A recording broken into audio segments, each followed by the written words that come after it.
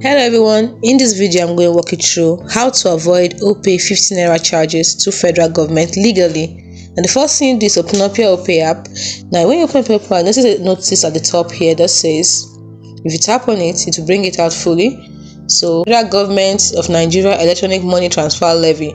So as you can see, it's written there that you should be informed that starting September 9, 2024, a one-time fee of 15 Naira will be applied to electronic transfers of 10,000 and above paid into your personal or business account in compliance with the Federal Inland Revenue Services regulations, which means that if someone transfers 10,000 or above into your account, you are going to pay 15 Naira charges once. Now, it is important to note that OPay does not benefit from this charge in any way, as it is directed entirely to the federal government.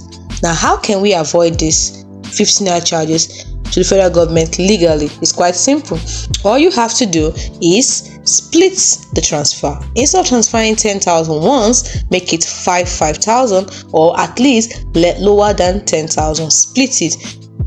That's now from OPay to OPay, it will be free. But if you're transferring from OPay to other accounts, you have at least 2 free transfers from OPay to other accounts in a day. So use that also.